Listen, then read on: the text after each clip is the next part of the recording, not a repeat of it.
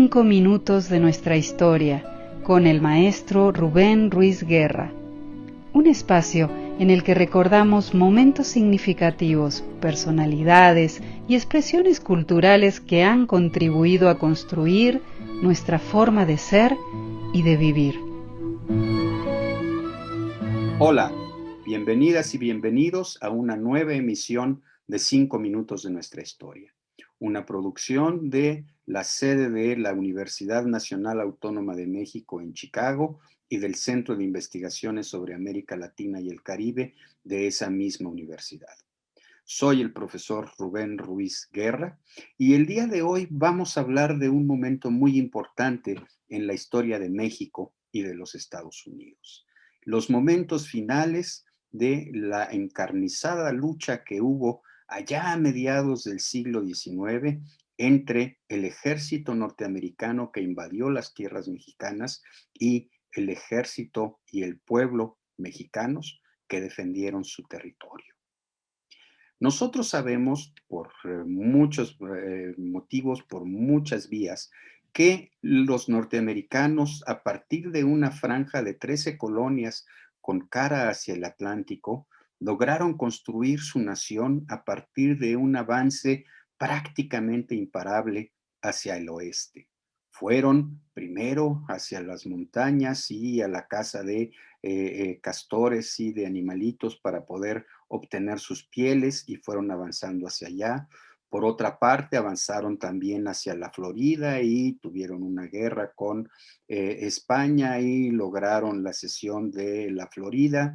Después se apoderaron de la Luisiana con una negociación con los franceses y posteriormente fueron avanzando más y más hacia el oeste hasta llegar a la costa del Pacífico en California, y eso lo hicieron en el año de 1848.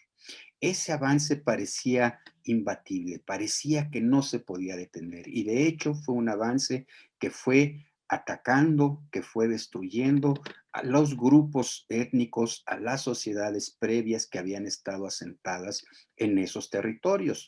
Famosísimo es, por ejemplo, esta lucha entre los colonizadores blancos frente a los nativos norteamericanos, esos que ahora se les conoce como Native Americans y que ocupaban las grandes planicies del centro del territorio del norte del continente.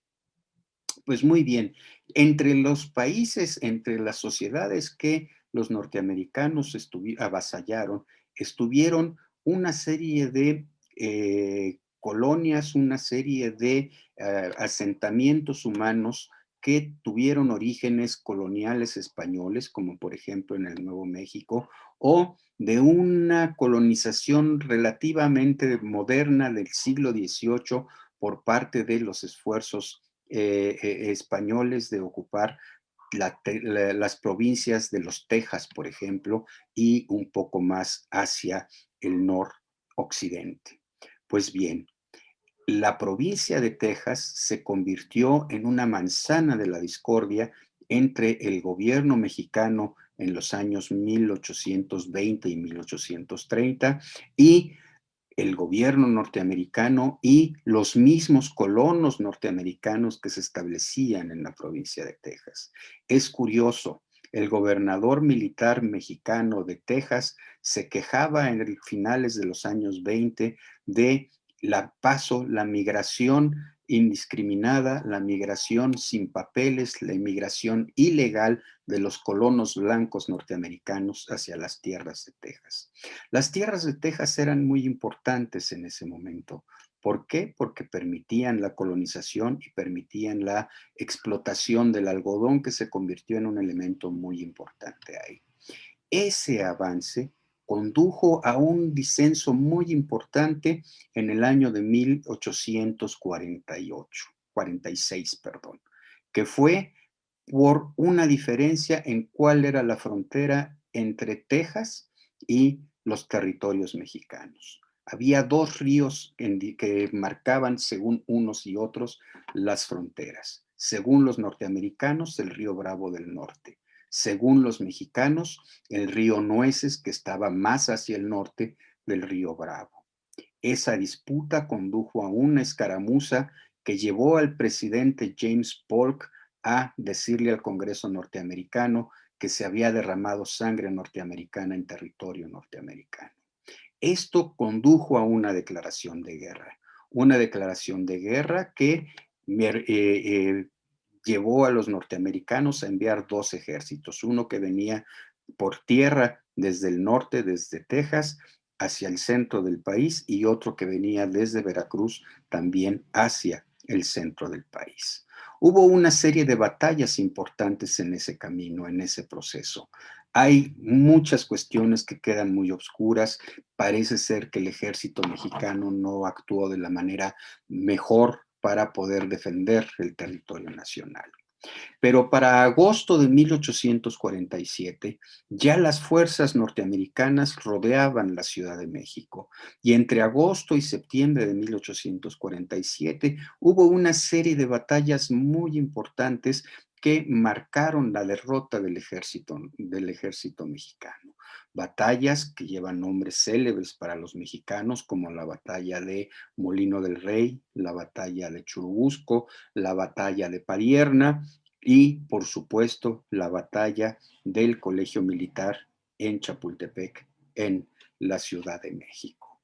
De ahí ha surgido para los mexicanos una pléyade de personalidades, de acciones heroicas que han sido utilizadas por nuestros gobiernos para decir: hemos defendido nuestros territorios. El hecho concreto es que a mediados de septiembre de 1847, el ejército norteamericano logra al fin poseer la Ciudad de México, y con eso la llave a un acuerdo bueno para ellos. Elementos simbólicos de esa toma de la Ciudad de México sería que la bandera de las barras y las estrellas ondearía en el zócalo de la Ciudad de México, el espacio fundamental, el espacio simbólico de lo que es nuestro país. Por otra parte, también se recuerda la defensa que no hizo el ejército, sino que hizo el pueblo de la Ciudad de México, resistiendo ante el ingreso del ejército norteamericano, que fue una resistencia calle por calle, utilizando como armas piedras y elementos arrojadizos. Fue una lucha encarnizada, pero que eventualmente triunfó el ejército norteamericano. Esto le permitió a los norteamericanos obligar al gobierno mexicano a un tratado de amistad y paz que fundamentalmente significaba la pérdida de la mitad del territorio mexicano, y significaba también la entrega de una indemnización monetaria al gobierno mexicano. Ese fue el Tratado de Guadalupe Hidalgo. Claro, ese tratado dejó a muchos mexicanos que vivían en los territorios del norte, particularmente Texas, California y el Nuevo México, los dejó a merced del gobierno norteamericano. Pero ya esa es otra historia que tendrá que ser contada en otro momento. Les agradezco muchísimo su atención. Nos escuchamos en la próxima. Soy el profesor Rubén Ruiz Guerra, de la Universidad Nacional Autónoma de México.